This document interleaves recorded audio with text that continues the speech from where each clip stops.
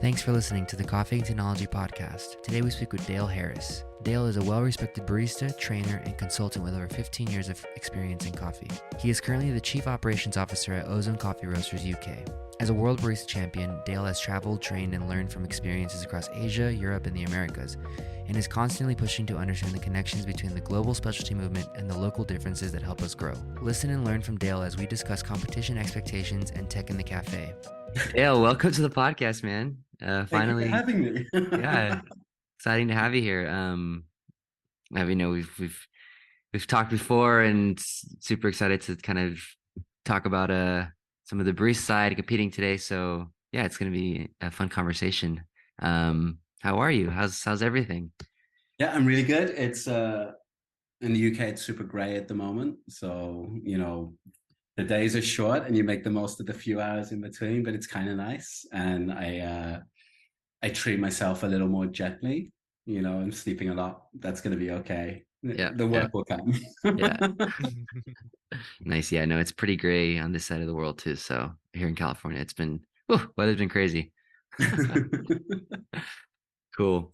Maybe if we can get started by just telling us a little bit about kind of what you do, your work at Ozone, kind of, and then how obviously how your career has been since you won World Barista Championship in 2017.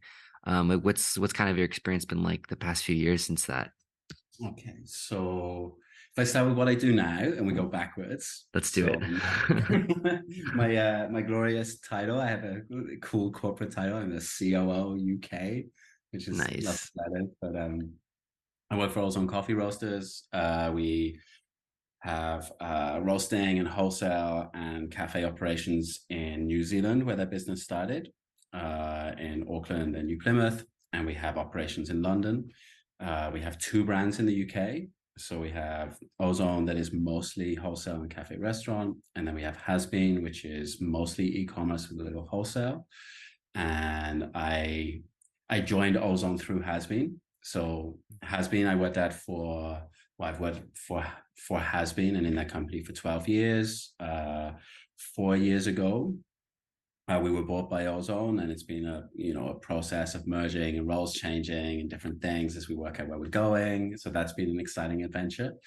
My job is in some ways completely different now to the job that I had before I won the World Championship.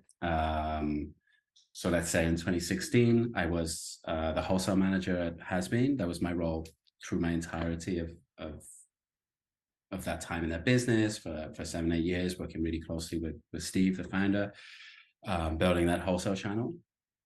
And I say in some ways it's completely different because, I technically work for a different brand, a different company. It's a much bigger company, all these different problems, multiple like super boring problems, like multiple roasteries and multiple kind of logistics streams. And we have cafes now. But in other ways, it's exactly the same. I manage a small team of amazing people, and we do good work and we buy good coffee, and hopefully people like it. So yeah, it's you can go all the way around the world and stay in the same place if you try really hard. And part of that is a competition like the Barista Championship. It can be all of your life, or it can be a part of your life. And for me, it's both of those things. Competition always changes you, and you always learn things along the way.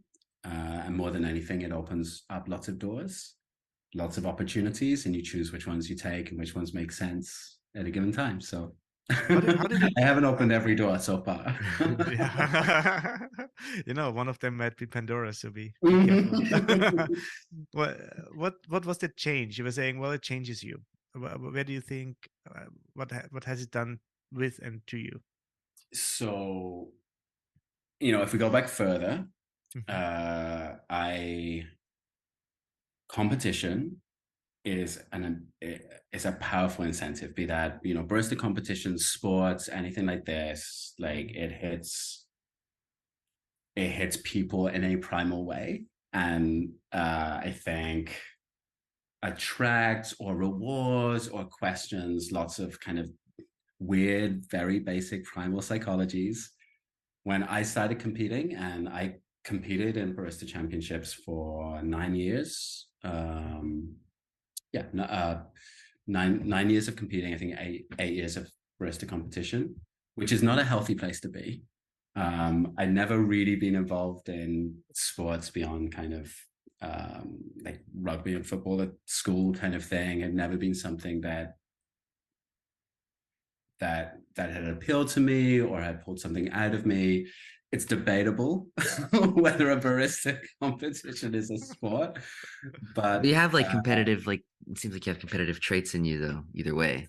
Yeah, well, so I think, and even that is difficult. So I don't consider myself a competitive person, but then I went through this mangle, I would say. This thing that, like a coffee processing tool that's squishing my skin off. Every year I went through highs and lows. And so that requires a certain personality type that we associate with being competitive. I think driven is part of it.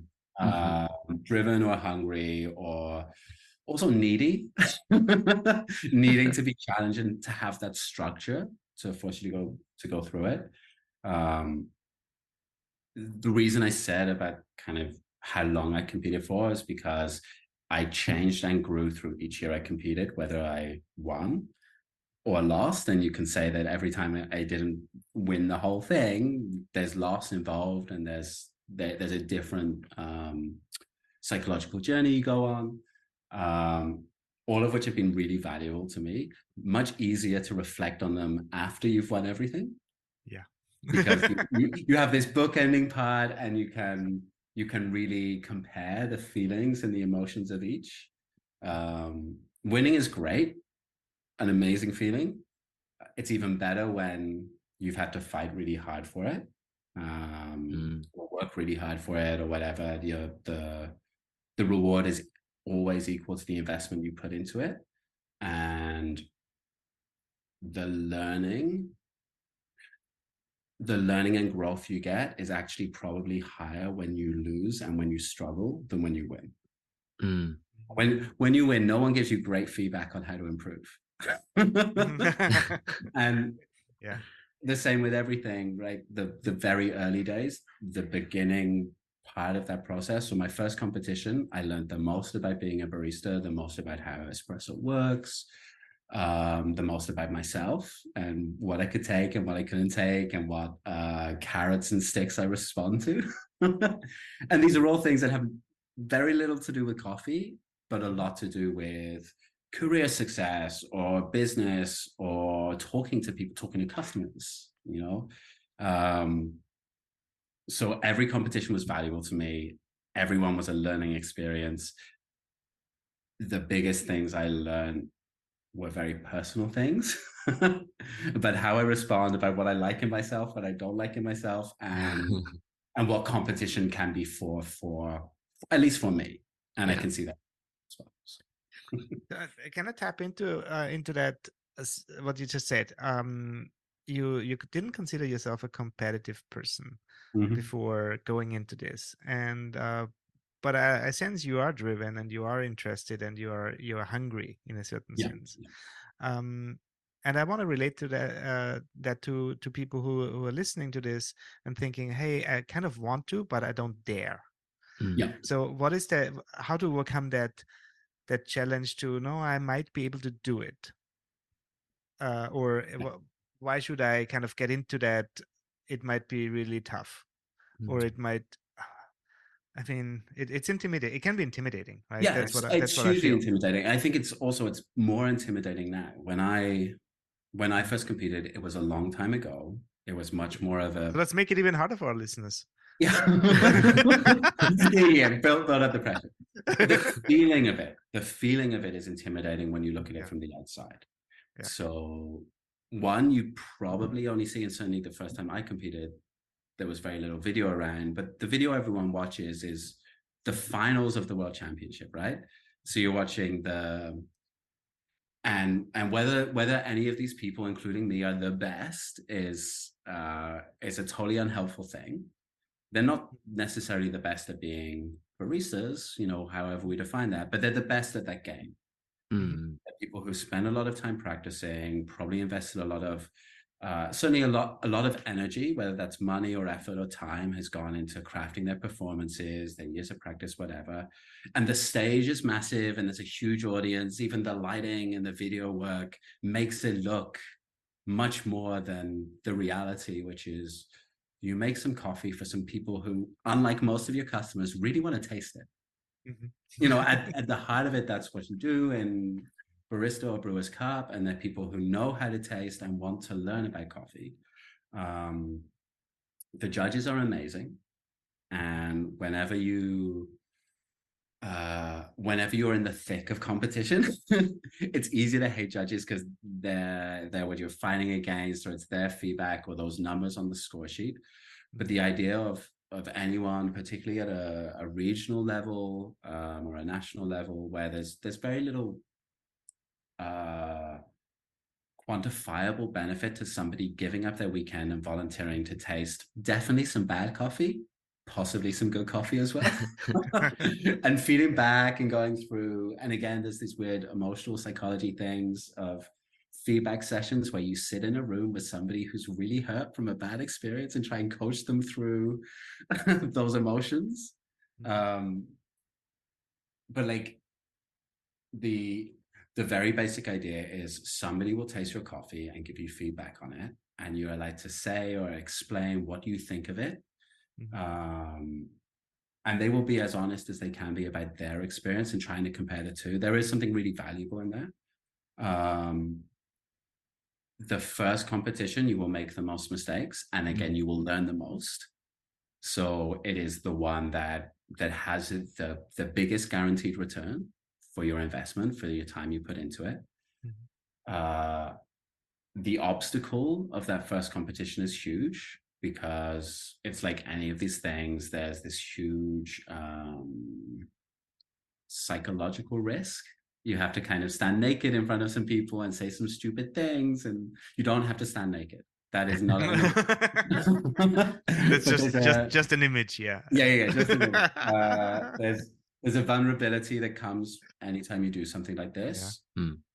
But that is again an internal challenge that you need to overcome, because actually the worst thing that happens is you go over time and you make some bad drinks that 4 people taste and no one remembers. No one knows. And most successful barista champions have done that at least once. I think the rewards of the first year, particularly if my first competition was, yes, there was an idea of, wow, there's a trophy and there's glory and success. Even the last year that I was competing, I couldn't explain the why as well as I can now. Particularly why is this important? What is that glory or that value or whatever? But the actual reward and the guaranteed return is you will meet people that care about the same things you care about, be that other competitors, the judges, other people within that world who really love coffee, who love the taste of it, who want to spend their weekends and their evenings thinking about it, talking about it. I'd say my first competition was a regional in, I think it was the Hilton Renaissance in Cardiff. So we're talking a small city and like the foyer of a hotel kind of thing.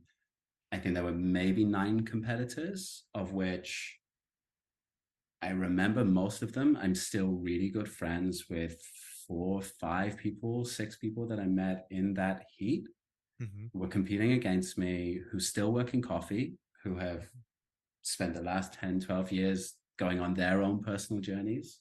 And I really value those friendships. And they're all around the world now. There's one of my really close friends has just moved to Seattle to start a new role with Amazoko, and her career and growth. Competition was a part of that. There's a green buyer that I know who's incredibly successful. We were talking about Colombia last time we spoke, and he does amazing work in Colombia with his company and the producers he's working with. And again, his first inspiration was being a barista, and his first opportunity to connect and meet other people was through a regional competition.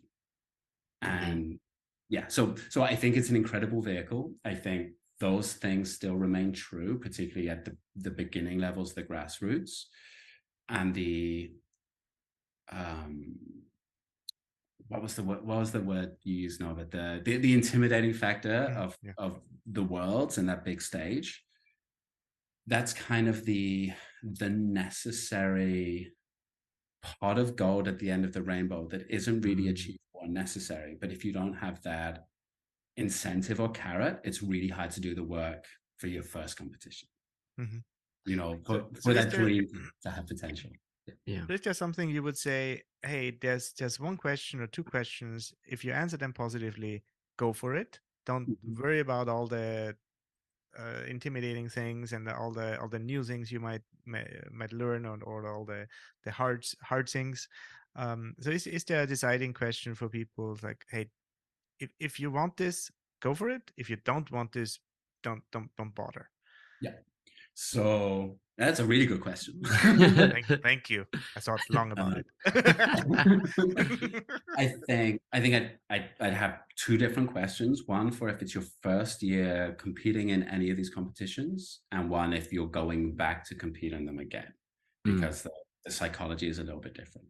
I think for the first one, it's really, what do you have to lose?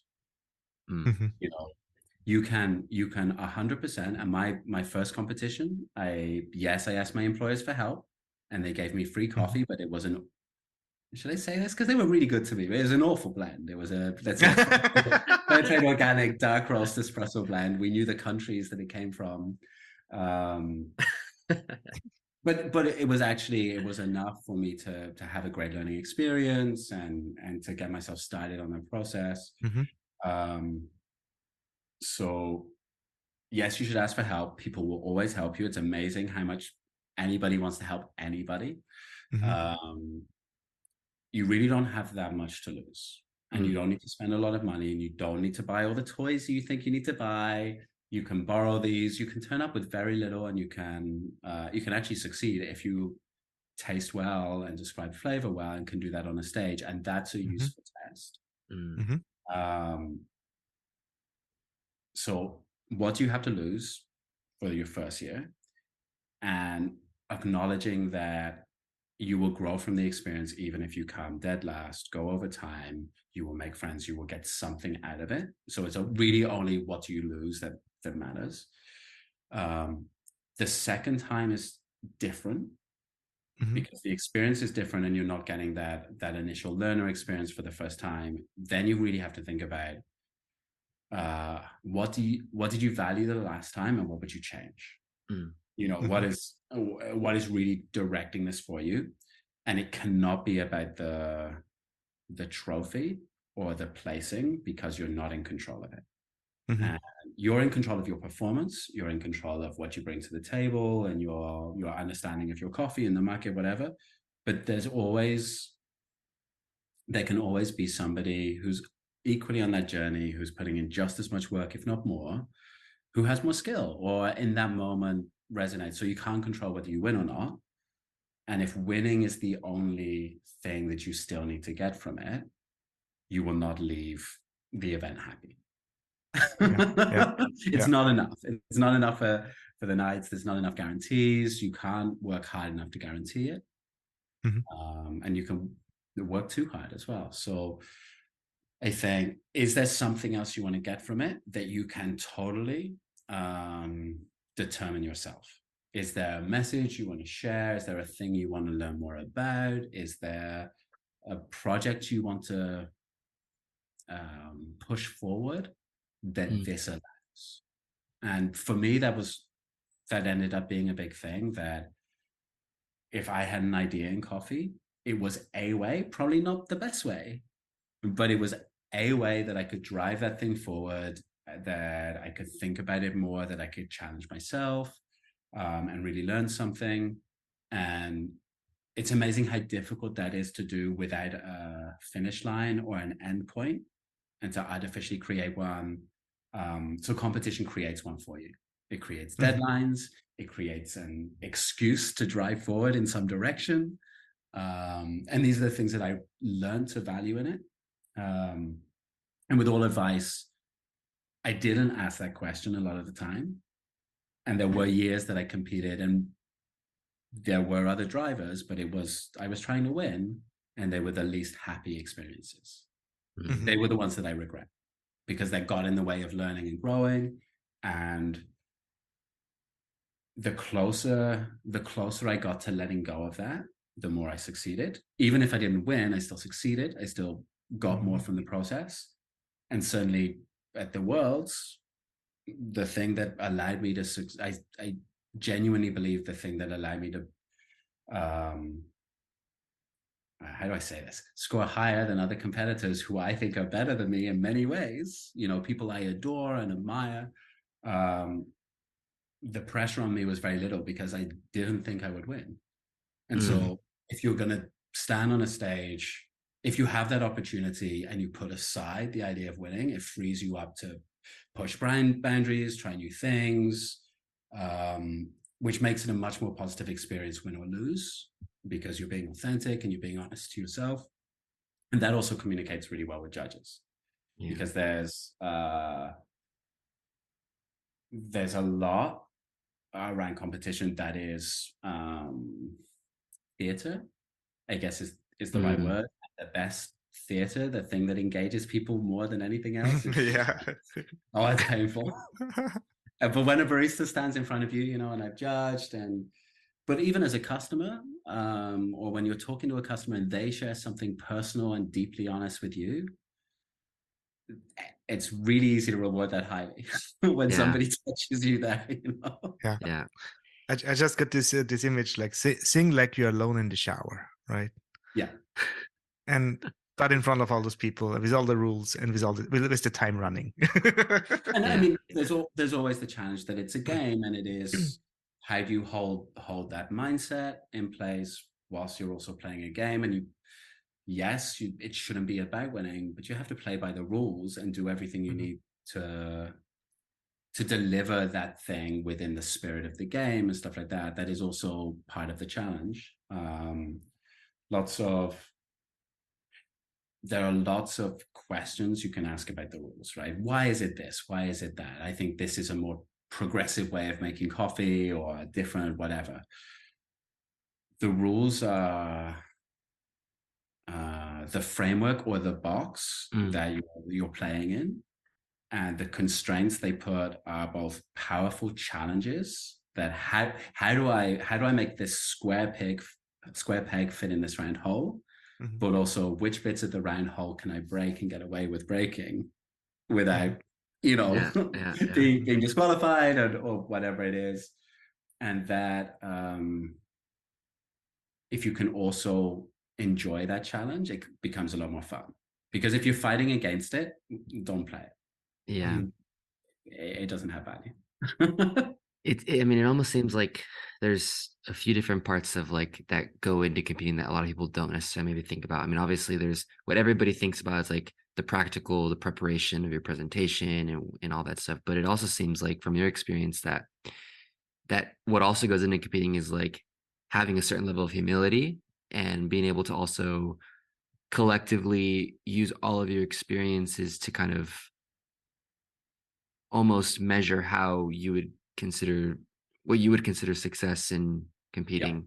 And that's something I feel like maybe, I mean, I wouldn't have thought about that. I would have just thought about my presentation. Am I going to win or not? And that's that. But after hearing, it's like, it seems like it's just like, that was 9 years of basically preparation to where you got to. That was essential. Yeah. And it may be different for other people and other individuals. I think competition attracts the most extreme versions, people in our industry, and the most extreme versions of ourselves. But our community is pretty humble. We're mostly, we're good, slightly introverted people who find a thing we're passionate about. And this is a stage we can talk about it. It's a pretty safe place. It's within our peer group, it's within our community. And where it goes outside of that, people are just bemused and find it wonderful, weird, whatever. The first year I competed, I was beaten, or a different regional heat. But the guy who won the whole thing. That was Gwilym in 2009. So he'd never competed before. He won the whole thing in 1 year. Not because he had all this he didn't have all this competition experience, but he had 25 years experience working with coffee, understanding extractions, and had humility of a different kind. And he's an amazing role model for me. He's someone who has shared throughout his career, you know, when he was successful, before he was successful, whatever success is. He always gave a lot to the community. James Hoffman as well. Every champion I've met, national, regional, whatever, they've all given. I hope I do the same. I think.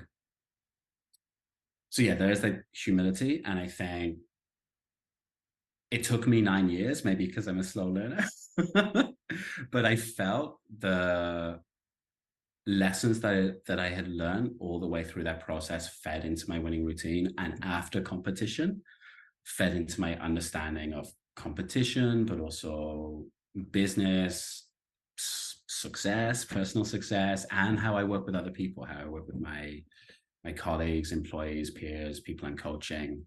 You know, I really enjoy still being involved in barista competition and coffee competitions. In some ways, I don't think I have it in me to do a barista competition again, because that exciting spark is not there in the same way. I know what it looks like from the other side. But I love being involved with people who are on that journey, and I can be a really good coach for people who want to think about it the way that I do, or I see that in them. But I'm also probably a terrible coach for other people. You know, you need that alignment of mindset, and to feel that you're adding something to someone's journey. So that can be. That's the age-old question of how to choose your teacher, but also how to choose your the one you train. So it's not everybody fits well with everything, or with everybody. So there's this personality things, but also what you need, as you just said. Sure, yeah. And and sometimes these are things that the trainee, the student can vocalize, and sometimes they're not. And there's sometimes things that I can say that I understand your needs, but that isn't the thing that matters. It's, you know, can you work with someone, and can you add something to them? Can you be greater together than you are separate, right? And I've really enjoyed actually coaching and working with people in different ways. Is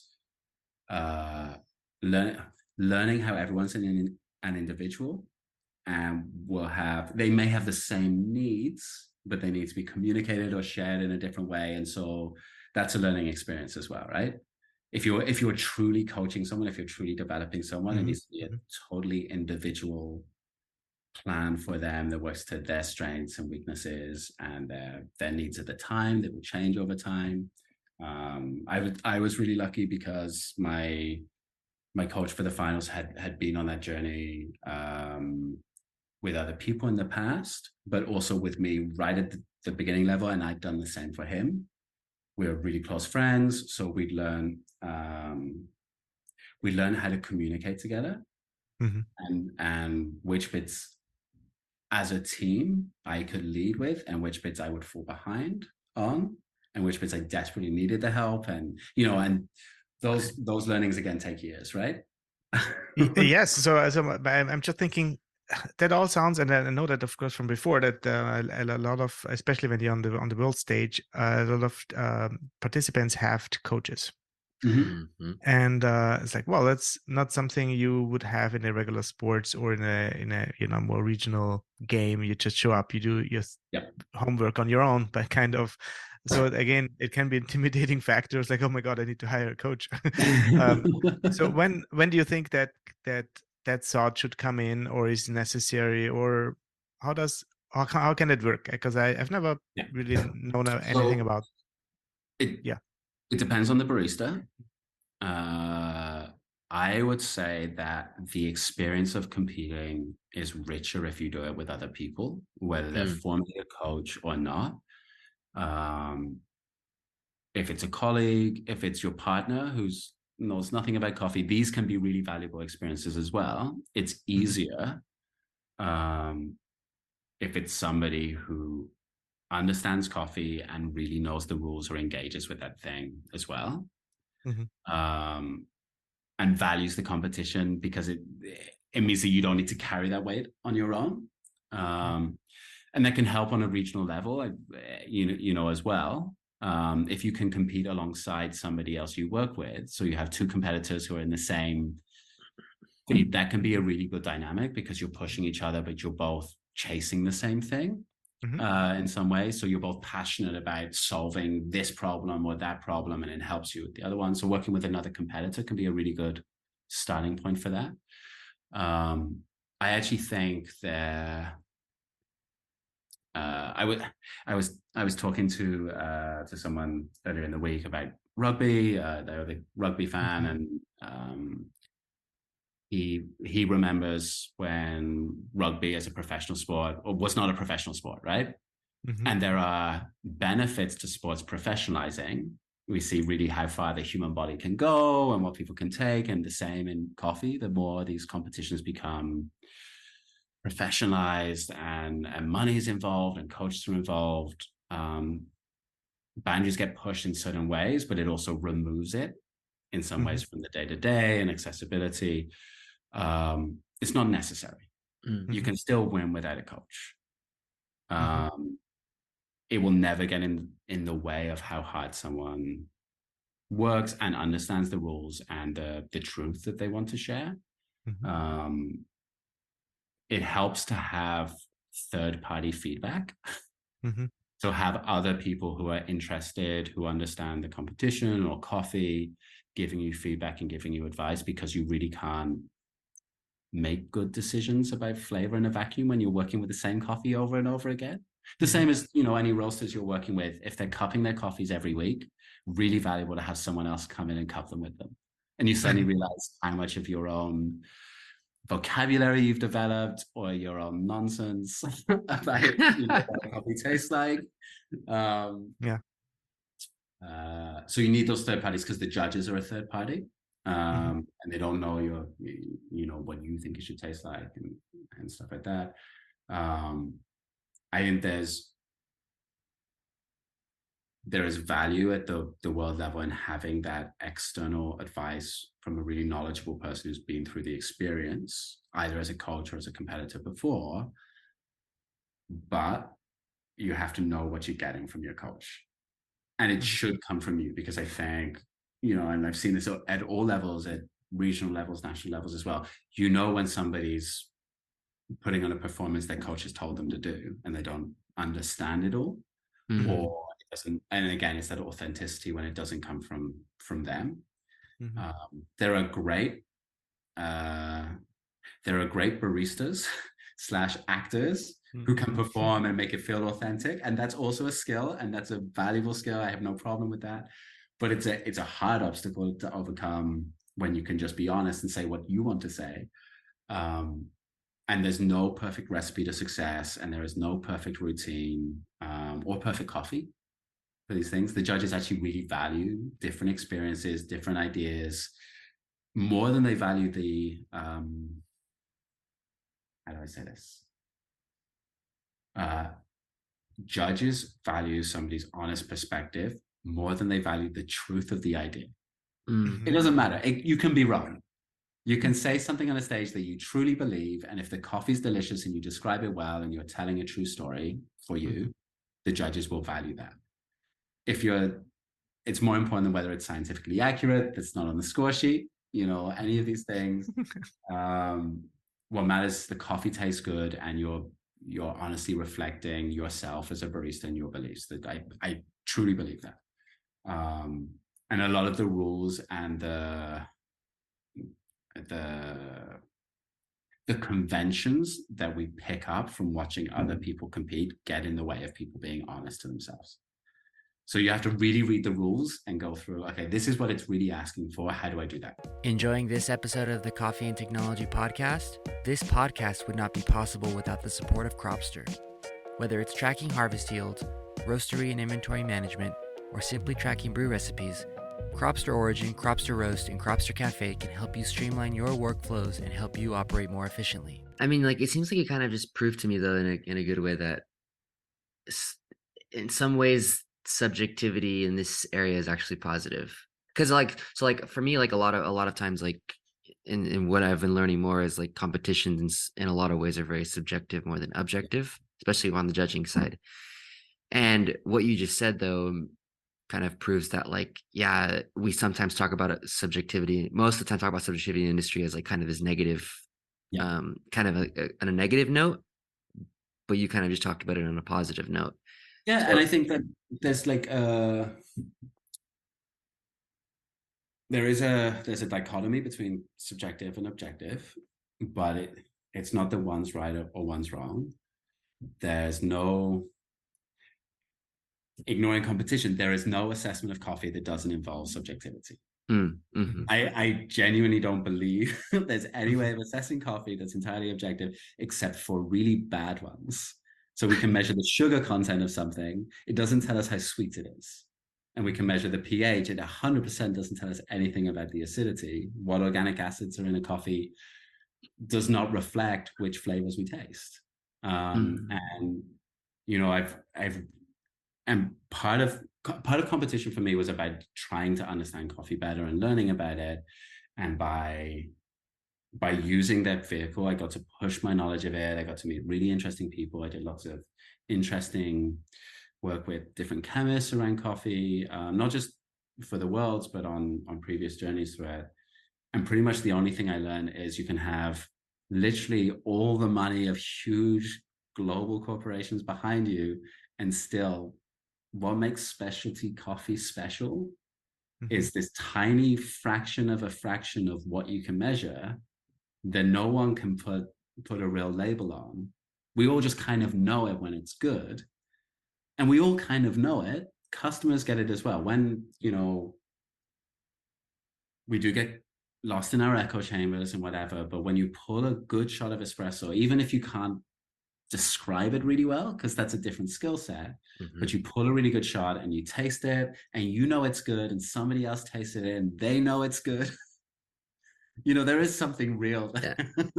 Well, in all honesty, I think you're talking about a time when you didn't have the Brew Beacon or any like Cropster Cafe devices installed, because you wouldn't know what the data is to it. But no, I'm just teasing. I can understand that. I think the data helps us repeat it. It doesn't help us understand why, right? Often. Yes. I think I can now much more easily, if I've had a great result in espresso, I can, you know, even in a very boring way, I can pull the same shot with my grinder in a way that 10 years ago, 20 years ago was just impossible. I can manage the roast and the water and all of these things. So repetition has never been easier. And, you know, we talk about technology, we talk about bean to cup machines.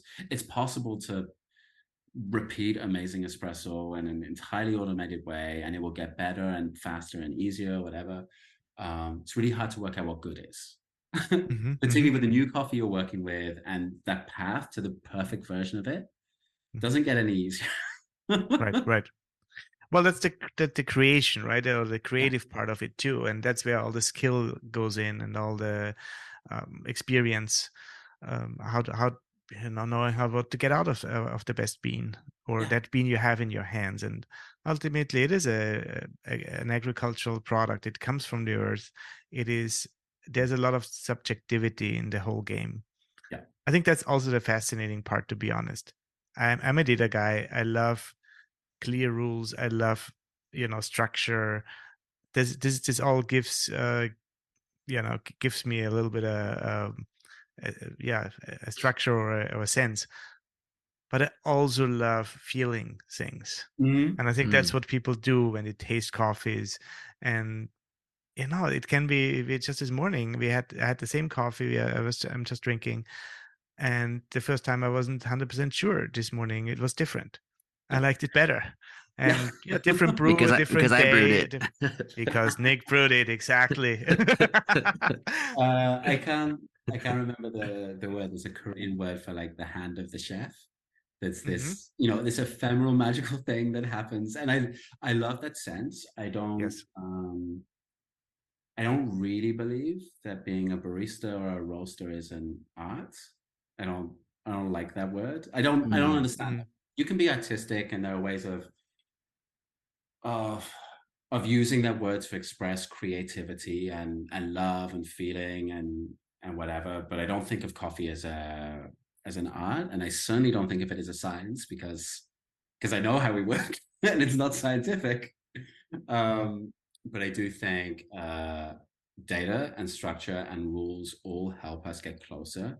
And there's a little magic bit that is ultimately human, which is tied to, or there's a few bits. There's the ultimately human that is taste. This just magical, complicated thing that happens when we taste stuff, and everything else in coffee is kind of nonsense. That's the magical thing, because no one's drinking it for the calories. It's only because of the flavor it gives us, and we can argue with different people about what good coffee tastes like. For some people it's dark and heavy, and there's nothing wrong with that, and for some people it is an anaerobic natural geisha, and there's definitely something wrong with that sometimes. And somewhere in between there are all these things, but like that whole process of tasting and finding preference is ultimately human, ultimately only happens in the fractions of a second that something fresh is in front of someone. And then there's the really human moments about how you present or share or give someone that experience. I work for a company that really values the word hospitality as being something different to service. I argue with that all the time internally. Sometimes I think it's just good service. But the idea of there being something ultimately human and emotional in that moment, in how you present something and how you listen to someone and give them what they want, or even better than what they want, what they need, that's an ultimately human thing that baristas and roasters and anybody who cares about their job, that's the extra mile that not just robots will never replace, but people who don't care will never replace. And I think ultimately we're in the exciting corner of an industry where everyone cares, and we don't all care about the same things. And that's also valuable, but that leads to arguments or tensions. But I don't know anybody who works in specialty coffee who doesn't really care about something. Well, it is a very personal thing, and it, it is food. It is something we connect to, and we can connect to. And I think there's different uses for different types of coffees or different type of products. Same with food. Like sometimes there's transactional. I need something because my body needs energy, so I go for the calories or go for what's available quickly.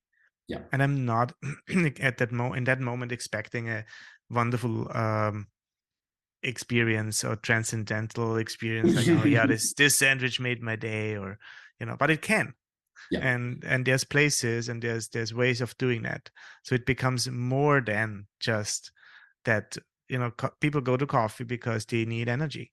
It's like, well, I just need energy. Maybe I'm fully in agreement that they're not going there for the calories. However, a lot of very well-known coffee chains more milk houses than coffee houses. Right.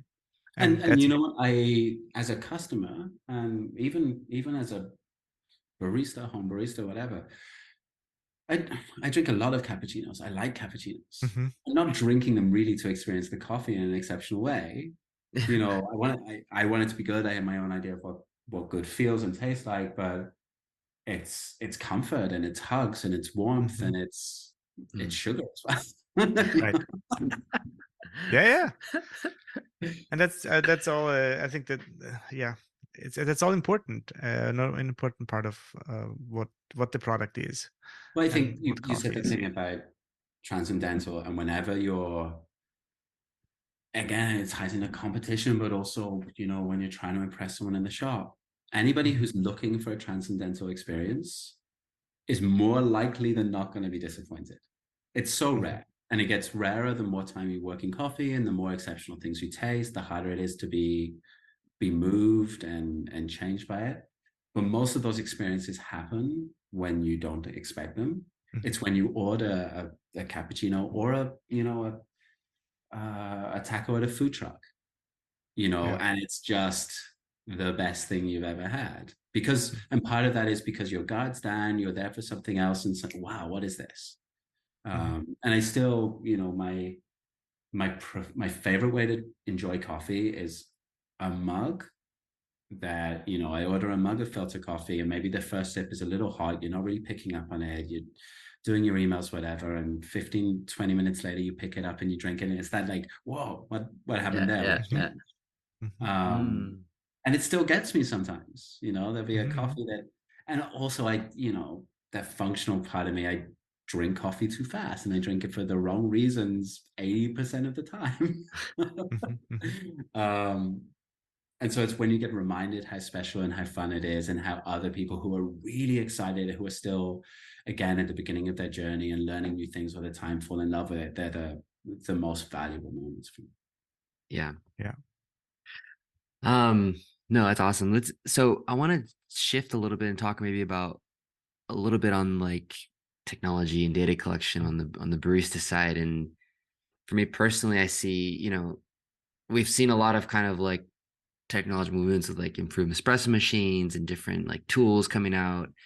But one thing that I think that is going to be the next, I mean, correct me if I'm wrong, but the next kind of, I would say transformative tool to a barista is kind of like recipe management, how to collect the data that's actually happening now in the brews, and what to do with all of that, like how that can improve not just the way the barista works, but also improve the customer experience at the end of the day with all this like new recipe data that can be collected. Do you see that kind of being like a next, I don't know, a next thing in the industry, or what do you like? How do you see that kind of like that move forward with that? So, yes, I do. I totally agree with everything you said. You're right. I think the thing I'm cautious about is, people talking about big data and cloud, understanding and stuff like that. I don't think that part will take us that far. It might help us get there faster. I still think a lot of the innovations, most of the innovation comes with how people use data rather than the data they take. We can all log 100 things, but if you never use that information, so it's which pieces of information people can take easily or let machines take easily. So it's a very passive thing. And then which bits you choose to look back on and pull out, and which bits we choose to value. There's all these things about, measuring what's important. So what's important to a customer might be different to what's important to a roaster, but you're also limited to what you can measure, right? And machines will tend to measure things, that are easy for engineers to measure, rather than the things that the customers really care about, and then they try and create a bridge with it. So I think the bigger questions are, what do baristas actually use, and what do customers actually use, and how do we make sure that those things are included in the systems? Technology powers all of this, and computers and access to mobile phones took us a long way. Now apps, and then removing human involvement from the data collection gets even better. I think probably 10 years ago, I was super excited. I set up a Google Sheet collection form that all my my best wholesale customers were going to record every one shot once an hour and feed that data into a spreadsheet, the way they're pulling the shot, all these different variables, their water, we could pull out trends or whatever. And then you just hit this obstacle that it's effort for people to log in and do X, Y, and Z. And then if no one looks at it, it doesn't have value. Take out all those obstacles, let the machine do it. You can measure all the elements of a recipe except what it tastes like. So how do we get people to log what they're tasting, which is much easier for a barista than a customer? to log their feedback and then connect that to the recipe of a shot that's pulled or the shot time that's happened on a machine. That connection is the biggest obstacle to getting really useful, valuable results from this. But I do think it's the next level, because just seeing the numbers on the scales took us so far. And there is no piece of information that it doesn't provide some value. It's just how we use it. And sometimes we need probes or logs of things that we don't quite know we need yet to answer the questions, because we don't know what the questions are. Again, like we know which elements of recipes that baristas can functionally use on a machine day in, day out. But as technology changes, new things become possible. We can now, I'm not sure this has any value, but we can now change how much pressure the puck press applies to your shot. And we can see whether it impacts flavor, right? And this is something we had no way of measuring when we were using only hand tampers. I still like a hand tamp. But it's not a measurable tool. And as the tools change and we can measure more things, the more we can automate the collection of that data into our systems, the better we can understand why it is when all the elements of a recipe that we understand, be it dose, yields, development time, whatever has gone into making that shot, why this one tastes different to this one, or why this filter brew tastes different to this one when the TDS is exactly the same. So there has to be something missing along that journey, and maybe it's one of the pieces of data we can collect now, but we don't know how to use. Yeah, it's amazing. That question. What was that? I think that makes a lot of sense. But it's also a very evolving topic in a sense, right? And not everything is important for everybody. So how do we really establish trends where you say, well, this is kind of a baseline, you shouldn't go below that. Hey, if you do this, you're making, that I'm a true believer of the 80-20 rule. So you put 20% of effort into making 80% of your product or impact. And then for the rest of the 80% of impact, you need 20% of impact, you need 80% of your effort. So it's like, how far you push it out? Well, I'm enjoying very well made products. I'm enjoying specialty coffee. I'm enjoying specialty foods, and they all push the limits, and they all put this really extra amount of work in, which comes at the extra amount of money or and also the extra amount of care. Right? Why would you bother getting this wonderful specialty coffee if the only thing you have is a spice grinder and a pot of hot water, hot chlorine water? You can put it in and make some coffee. Not that this is a bad thing, and not that I have never done this. I have done this, but maybe not with the most expensive coffee. So there, it's definitely worth, have a grinder. Work a little bit with your freshness. Don't let it sit in the open for half a year and then remember that you have it on some shelf in your. Some of those things I feel are important. And as you say, with the data, it's amazing what you can do, but also there's a lot of things. Just because we can doesn't mean we should. Or we have to, or it adds value. It's like, we can do a lot of things. Some of what I really value there and what you said is, I think great equipment, great ingredients, this perfect situation all helps you to do the 80%, and it helps everyone else. It helps people with bad coffee as well, right?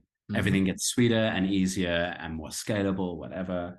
I think if you're choosing to get to that extra mile, it's almost definitely not because you want to make more money.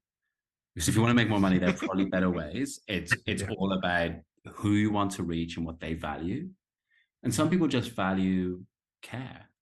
They want to buy coffee from the place where they know that person cares and goes the extra mile. It's not scalable, and that's okay. If you accept that lack of scale, that's something that I love in our industry, that there are so many small businesses that aren't scalable, that do something totally unique. And I do worry that data and recipes sometimes fight against that, because scale always wins. If you make it easy, and for somebody else to do the 80% with a lower cost base, they will grow faster in many ways. And they have more places they can grow because there are more customers who don't value that as much. But I think there are more interesting, unique businesses out there, and they can be quite big. They can be quite successful.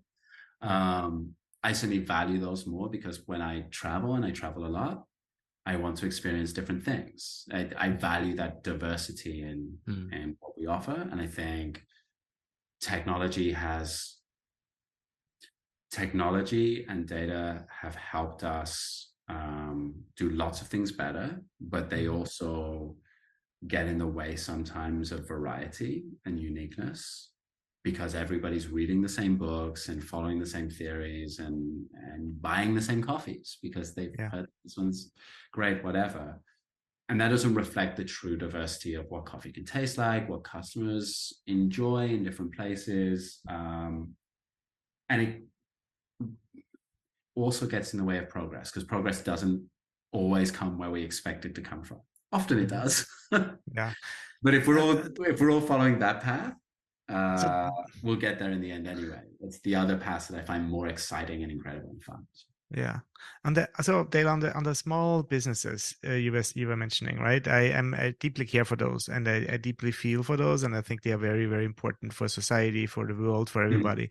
And I think it's also one of the reasons we've created our company, to help those businesses thrive and get better by offering really low cost solutions, which they couldn't otherwise afford.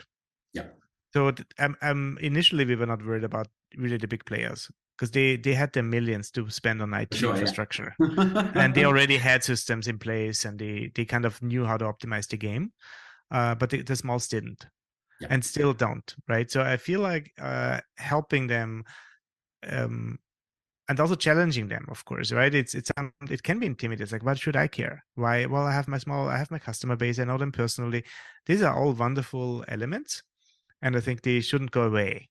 So I would really argue, even that, like when I heard initially the roasters came and said, well, but and back to your, I'm the artist, right? I do, this is a handcraft. It's like, it is, but it's not.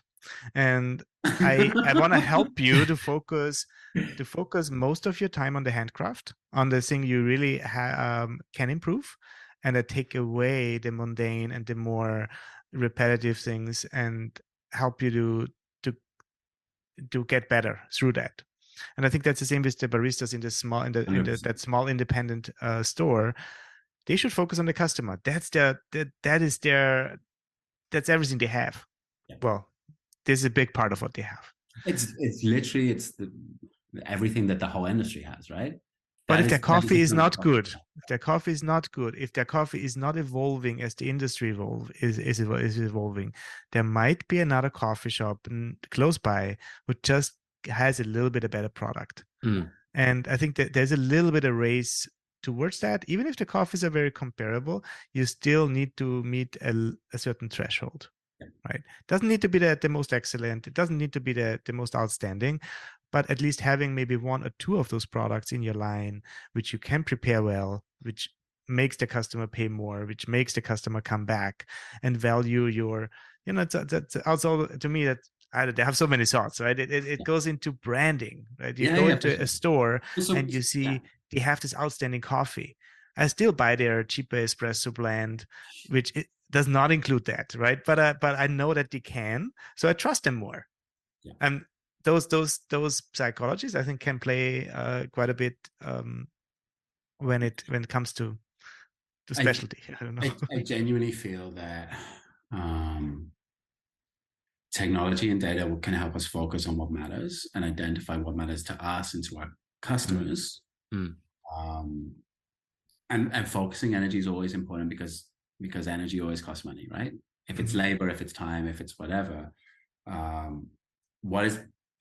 what is the unique thing you can add, be it to a competition stage performance? What is the one thing that you can say as a barista that no one else will say? That's the value you add to the industry. And the same in a roastery. What does a big company do with this coffee? or what do they do with a different coffee? You need to know that and understand that, and understand the choices they make, because those choices are never accidents, or often not accidents. Maybe there are some, but they're normally hugely intentional. A lot of money has gone into that decision making, why they use this technology, why they roast a certain way, why they whatever. If you can understand that and then add your unique element on top, you win, because then you add something that they can't for whatever reason, and that's that fraction of a 1% that makes the difference to your customer or to you. But you only have the time to do that if you do the basics right. And that's why I'm so hopeful for specialty coffee, because it is so unique, right? You have either a micro lot, which is unique. You have a certain relationship which is unique. You have your roasting process you can control in a different, your brewing process. You can talk to your customer more directly. So there's a lot of things which are, you cannot scale. Yeah. They're not scalable. And we see that, right? It's nice to have, many years ago, I read books and explored the McDonald's effect. McDonald's is not about the outstanding products. It's about that you can go anywhere in this world and you feel at home, you know what's going on, and you know what to order, and you know what you get. That's the same as if you go into Catholic church, it's also franchise, right? You can sit in a Chinese, yeah, you can sit in a foreign language Catholic church, and you can follow the mass because it goes from A to B to C. It's a structure which, once you know it, you feel comfortable. And I think that's something those big brands give to the consumer. Some feel of, I know this, I feel at home, I feel safe. There's a routine.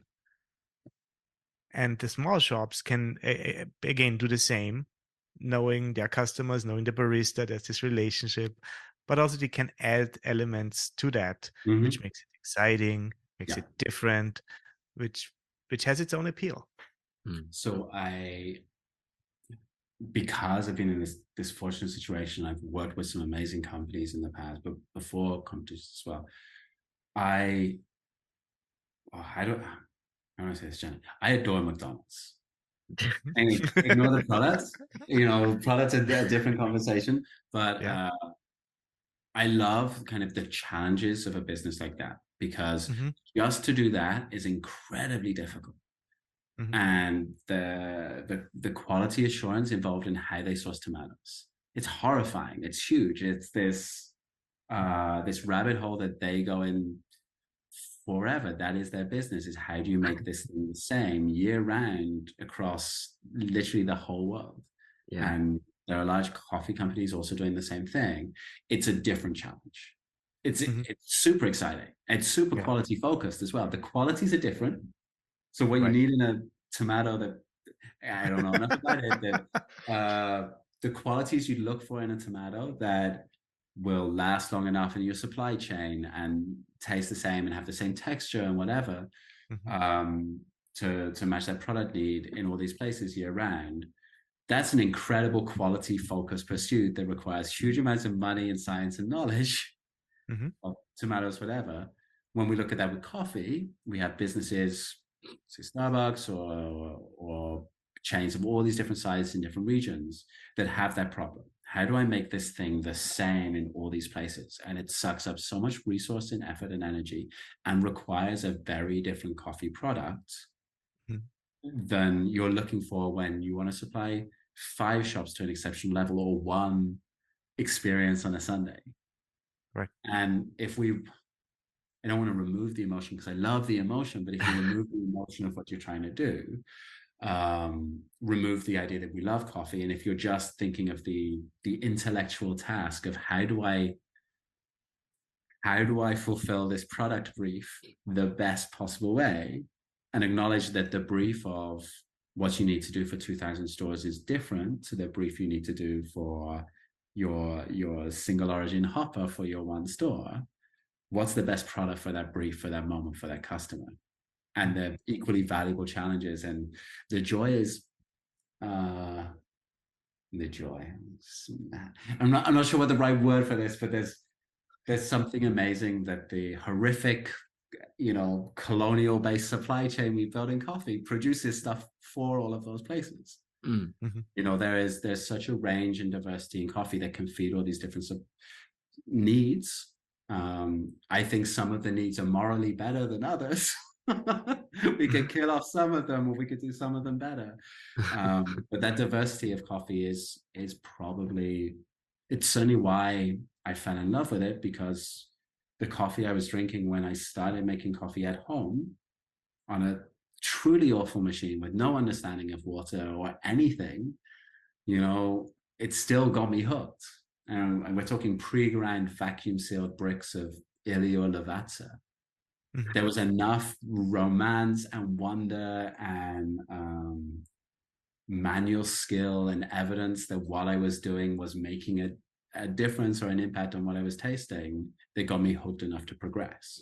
And there are still people starting that journey, be them, I hope they're not working in specialty shops using that kind of coffee, but there are people at home all around the world who, you know, they've spent £50 on an Italian mocha pot and they want to make espresso, and they're going to use what's available and fall in love with it. To me, this is a very promising development, right? When I saw the numbers 2020, right when the second quarter of COVID, trillion of dollars or pounds of spending in the UK on homemade coffee equipment. And it's like, oh my God, this is it's happening, right? So people are enough interested in keeping their coffee going, and enough, there's so much momentum. We kind of know it, or we see it out there quite a bit, because those people who go to their specialty shops are usually a little bit more interested. But they were really going out of the way to spend all this money to get some equipment in, and now we can discuss what equipment that is, right? Also, there's huge ranges, but that to me is a good symbol of, like, people are interested to engage with the product, to learn a little bit, to get their hands dirty, to advance. And that shows me that that industry is not dead. It's quite the contrary. So, I mean, and you know, there are economic pressures now that are going to change lots of things, change from the rationale.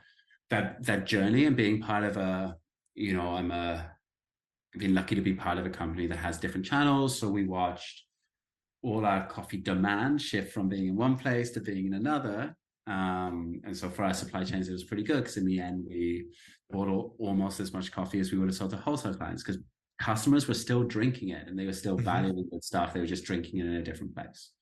I think a lot of people predicted that change was going to be permanent. That people find this new skill and will continue to make coffee at home, and all the sales will move there. And we've seen some of that erode. There's still progress there. So there are more people making more good coffee at home and good tools and enjoying that process. But I'm also glad that cafes have come back. That there's also a basic human need of, it's great to drink amazing coffee, but it's so much better when you drink it with someone else. Oh yeah. You know what I mean? Yeah, and a certain ambience, and I think that's what happens to me. I make my coffee at home, and I think I do an okay job. I enjoy it, but then going to a coffee house and having just someone else preparing it is always an opportunity to also learn and see and appreciate. Oh, it could be also this, right? It could be better. It could be more interesting. And again, that brings us back to some of the data stuff. I think it's undeniable. You can make better filter coffee at home if you have all the money to spend, or that you have total control of the situation. You don't even need to spend that much money. You can control your water. You can take time over it. There's none of the pressures of a shop. So you can make better filter coffee quality. And again, better is such a difficult word, but you have more control over the quality of your product at home in a situation without customers and business and money getting in the way. But it's because better to share you can spend the 10 minutes, right? You can spend those sure. 5 to 10 minutes on brewing a pour over, which in a coffee house is just that 10 minutes would cost so much that exactly. It's questionable that that drink would be sold if it would be sold at cost. So you still do it because you want to, right? But it's not the as you said, the economic decision there. Sure. It's because you want to, and it's part of the whole offering. The brand and the story and the people. And I was very happy through that, or I still do it sometimes for some friends, which I really want to kind of push them. They are so curious, right? It's like, what do you do, and how, you're doing coffee, and we're kind of interested. I sometimes give them like a starter set. It's $100. It's not the best grinder. No, we're not buying a $300 grinder here, but it's something they can start. Yeah. And $100, honestly, it's maybe 150 if you push it, and So, you have everything to get going. For me, and I mean, the reason I kind of mentioned like economic pressures and things like that, I wonder how these trends will change, because in most countries, most regions, whatever, through the COVID situation, different set of pressures, but people were pushing quality up when they went home. They were buying better. They were making more informed decisions because they had more time, whatever. Now we have financial pressure. People are at work. People's cost of livings are being squeezed. Certainly, different pressures in different parts of the world, but here in the UK, it's very noisy. So that might push people to go down in product quality, or to go simpler, right? Instant coffee, something, because that should be the natural inclination. Is there's a pandemic on, there's wars on, let's get something that is shelf stable and will last for 18 months in the bunker. I don't know. And that's a trend that I hope doesn't happen, because I don't think we've found the right solution for shelf stable, truly delicious specialty coffee yet. There's options there, but there aren't economic options. My stomach just cramped when you outlined those dark times. But I, just reading the papers this week and stuff like that, it's going to get better. We need some optimism. I believe in rational optimism, which is, there are a lot of problems in the world. There are a lot of challenges, but things generally have been getting better over the last 500 years. We live longer, we live better, we have more access to all around the world to spectacles and medicine and school. So I think there's evidence to support it. I think things will get better. And there's some teething trouble now with capitalism, and that's not a bad thing either. And on that one cup of coffee, that one cup of specialty coffee you brew yourself, might not really break the bank, especially in tight times. You want to sort out what is really, really important, and how can you still derive small pleasures in a situation where everything is tight. And I truly, truly believe coffee can be, for some people, that answer. I was like, yes, I might not go out as much anymore. I might not buy the fancy clothes anymore. I might have to cancel a vacation, or, there's a lot of things people can maybe do. Maybe I'm not buying this new car now, but I still want to drink that one cup of coffee in the morning, which starts my day well, sets me on a positive path. And I'm a true believer that in the positive effects of coffee in that sense. Yeah, I think luxury is such a difficult word, but coffee is totally a luxury. Bad coffee is also a luxury, right?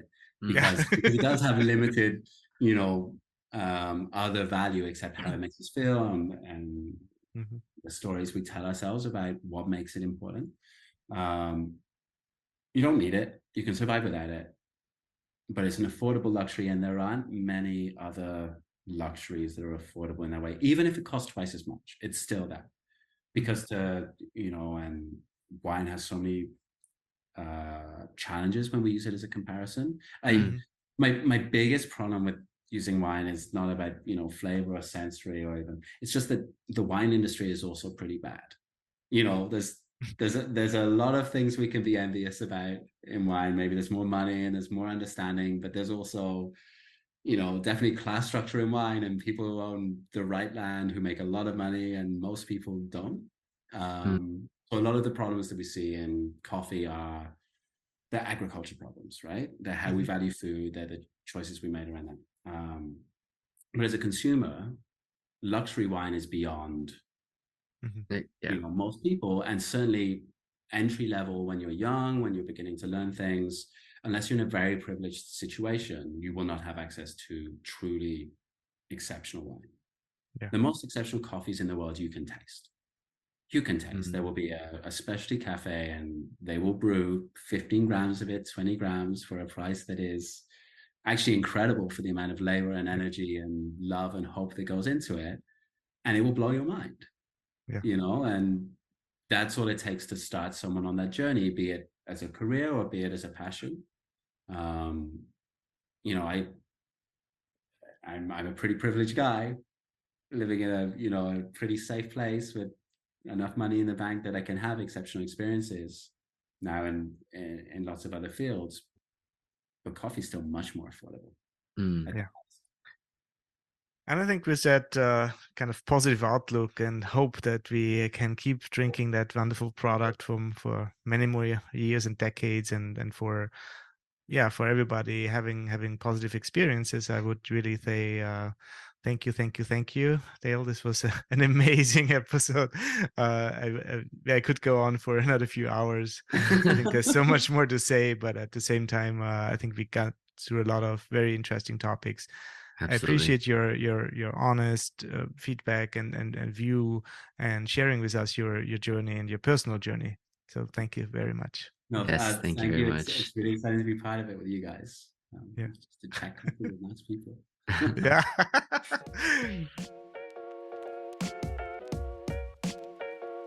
We hope you enjoyed this episode of the Coffee and Technology Podcast.